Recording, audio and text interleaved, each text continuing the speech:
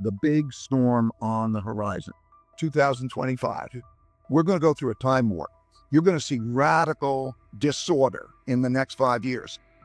First, I should explain that experience I had of learning that many of the things that surprised me because they didn't happen in my lifetime before, but they happened many times in history. The first time I was clerking on the floor of the New York Stock Exchange in 1971, and the United States, Nixon defaulted on the promise to deliver gold for money because they didn't have enough money, real money, gold. And it went down. I went on the floor of the New York Stock Exchange expecting a big down. It went up a lot. That's because I never had a devaluation. If it happened that, I found that in March 1933, the exact same thing happened with Roosevelt on the radio, same thing.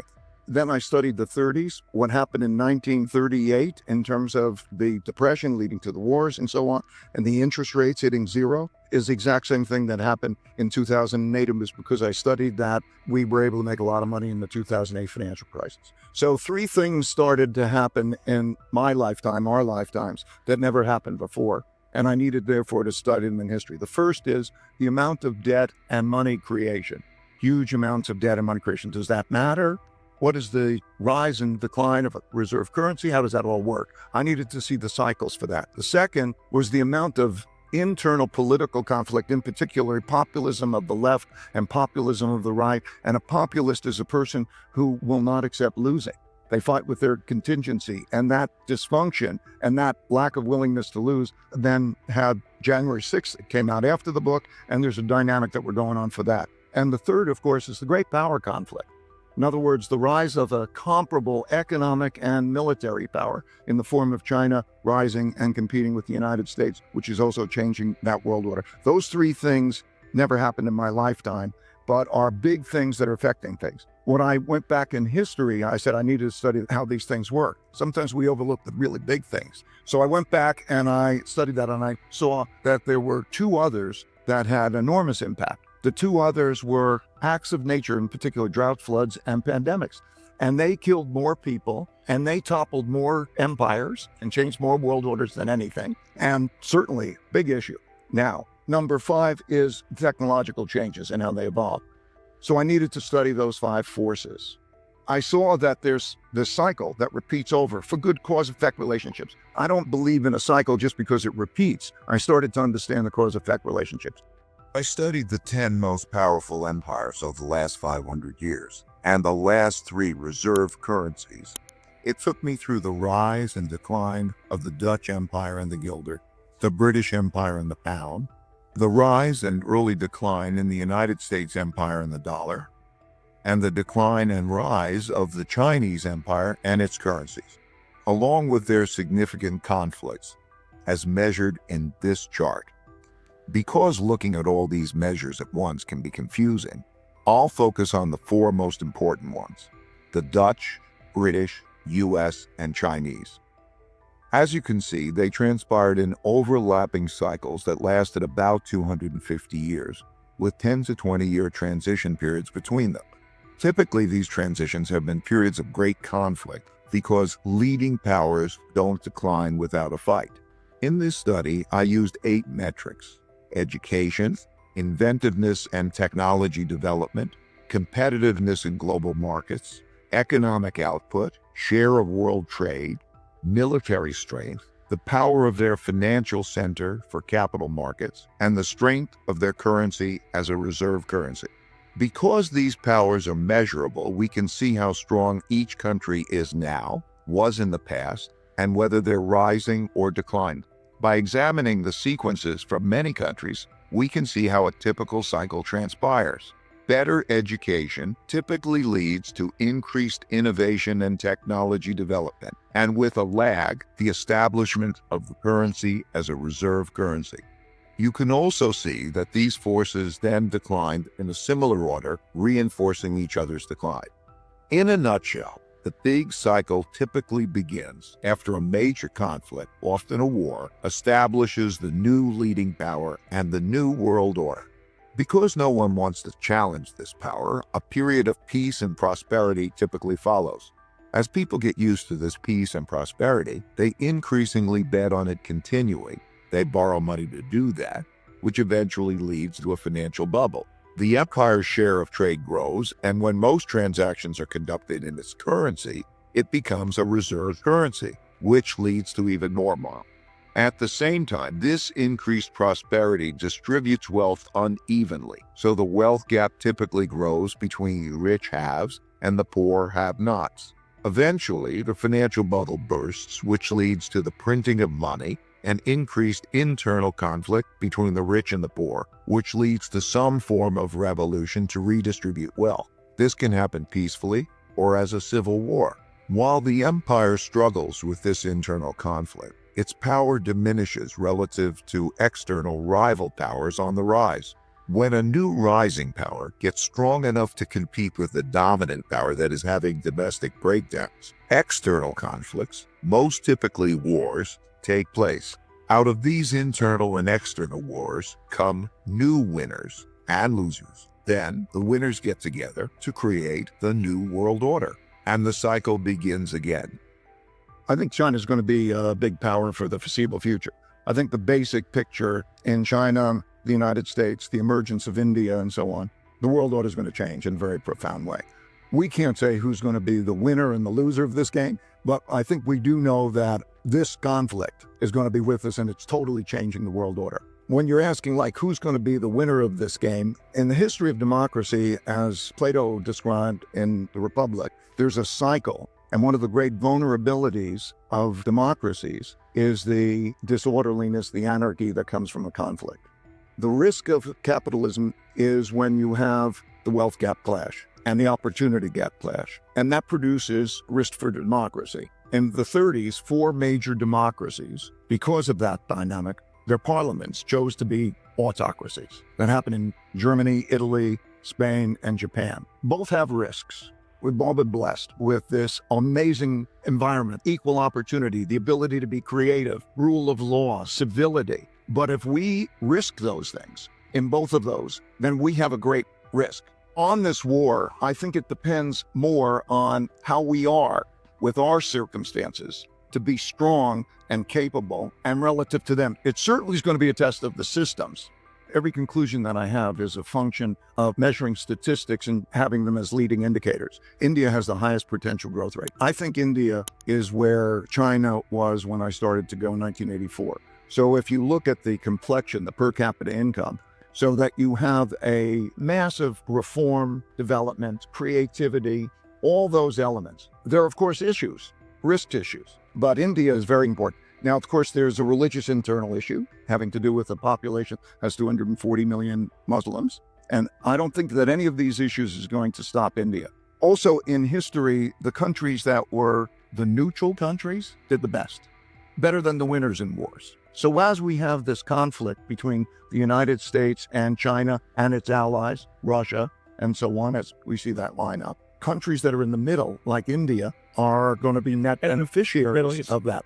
So there are 2 big epicenters where things are happening fast and quick and getting better. Well, let's say 3. One of them is there's the ASEAN countries. We can say that Singapore in essentially is a hub, but the ASEAN countries, which is, Indonesia, Philippines, Vietnam, and all of that, that's going to be a great area. The Middle East, in terms of particularly the Gulf countries, the amount of money, and they're making talent magnets. They're attracting people. You look at how the change in wealth has taken place. That's certainly it. And India. They think there are 2 different systems, 2 different approaches. They would think that an autocratic, they used to have a committee that would make it, but they would say it would be very much like a company. If you had a company, you have a board, you have the executive committee, and so on and so forth, and you make sure you get the leadership. And then they would say that the world should have a competition, and that throughout history, there are these competitions in all the various ways we talk about, and there's an emergence of that, and that there's an inevitability, and I think we say that there's an inevitability for a conflict, because there's a containment, and then there's a desire to expand, and it's like almost keeping a lid on a boiling pot. That's the type of situation. I can go on at length about the particulars of their thing.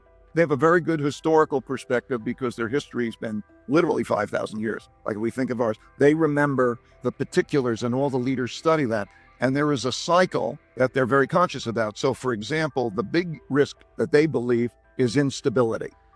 Xi says that the big storm on the horizon, he keeps referring to the big storm on the horizon. And that relates to the conflict in the world that we're talking about, but it also relates to the fact that they've got a debt problem. They have a debt restructuring problem. And their instinct through history, the learning of history, is that during such periods of time, internal conflict is a big threat. And therefore, autocracy, strong controls are the things to have. Okay, now we can explore the relative merits of that internal conflict and so on, but that's basically their perspective. Let me first deal with the productivity thing. Throughout history, productivity's been the greatest. And so if you take the 20s, we had the productivity, most inventions, most patents and so on in the 20s. You also had a debt problem, and you also had a wealth gap problem. I believe that in terms of the new technology, we're going to really see new technologies. Now, they could be used for weapons or they can be used for productivity, but we're going to have a reorganization of how are we going to redistribute the wealth and opportunities and so on. So if we come back, I think we just have to look at what are we fighting for now? What's going on? Of course, there's a fight over money. If you have a downturn, if you have a debt problem, and I think there's good reason to believe we will, we can get into that in a minute, but they fight over money and they fight over differences in values. In other words, the differences in values, like how do you educate your children? What is gender issues and education issues and those types of things? And so I think you're seeing those things to fight over. You're seeing plenty to fight over. And let's say we don't fight. Let's pray we don't fight. We need is to come together.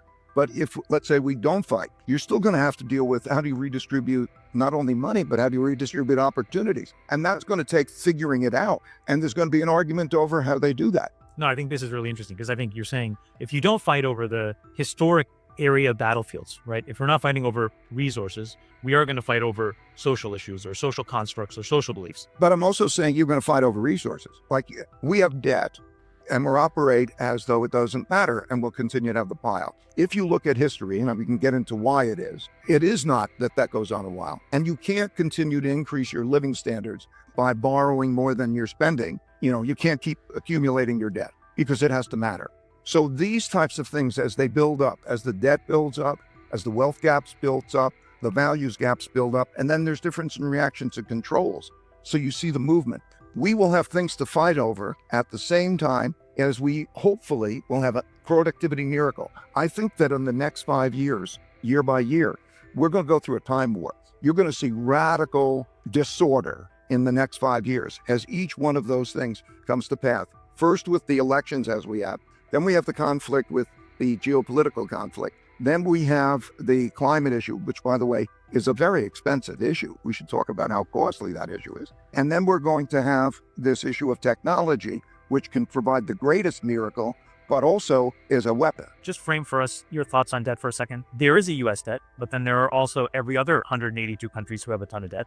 And so how do you think about debt to GDP relatively and in absolute terms? For any country, and quite often many countries, because they go through the cycle together, as they did in the 30s, what happens is debt rises relative to incomes. And what that means mechanistically is that debt service payments rise relative to incomes. And so it squeezes out consumption as compounds. What happens is there's a realization that they have to print money.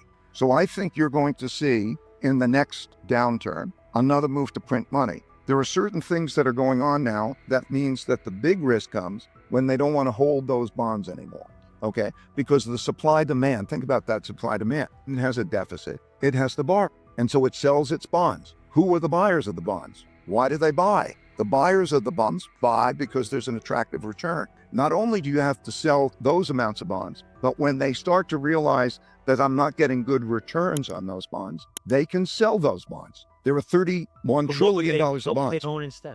They always own tangible things. And those things can also be, it could be equities. It could be many other things. It could be gold. Gold has always been accepted as a money because there's a saying, gold is the only asset you can have, that not somebody else's liability. In other words, Right. They dependent on getting paid. You can have that at intrinsic value, and for a long period of time, it's been valued and you can move it between countries. But also, different countries prosper. So you'll see the countries, some of the countries that we mentioned, they will prosper through that. The United States made most of its money because it didn't enter the war. It was before, on World War II and World War I, the United States became the richest country because of the money it made before it entered the war. So those countries will prosper. And in those countries, then certain real estate or hard assets. But where you have that is very, very important. there's a huge wealth gap, and the nature of our economy is producing this. So I can rattle off a bunch of statistics. What happened, as happens in these cycles, is that when you have the type of situation we have, the government will take on the debt and it'll send out the money.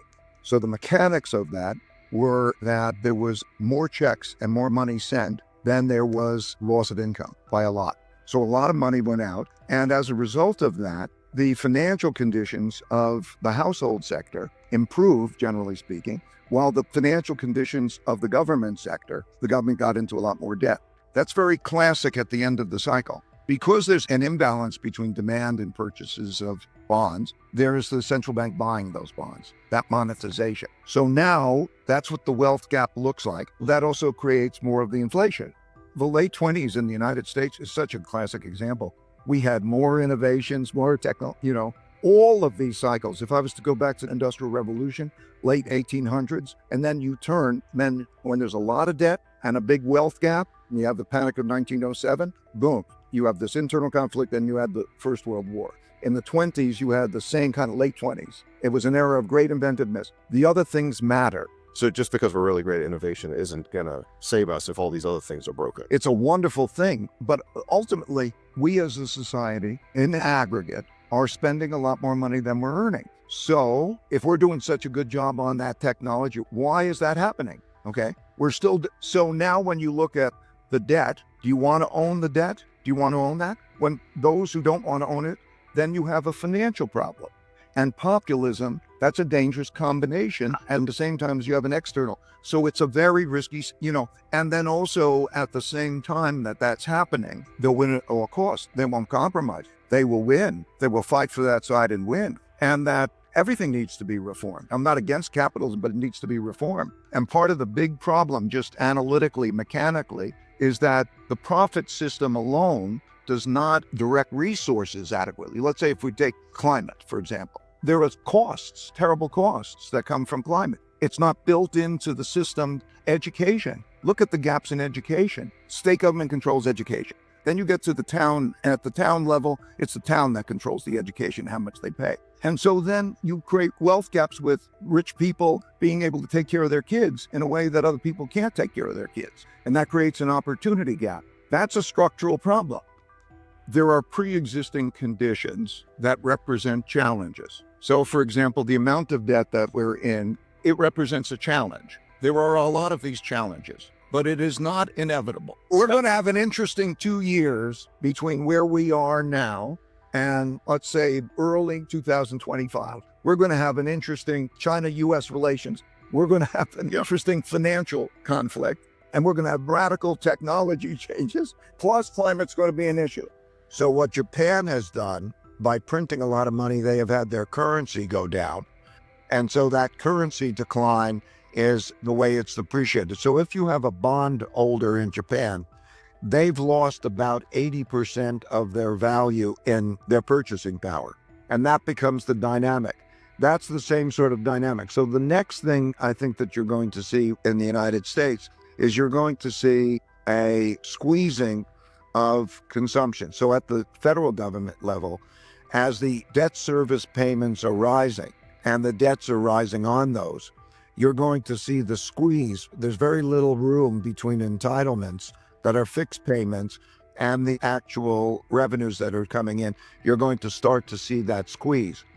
The real issue will become if you start to see the selling of those bonds. The next red flag to go up is when the Federal Reserve and other central banks come in and buy again. And then the next time, that is a very risky point, is when we have the next economic downturn. And I think that probably will be within the next 4 years.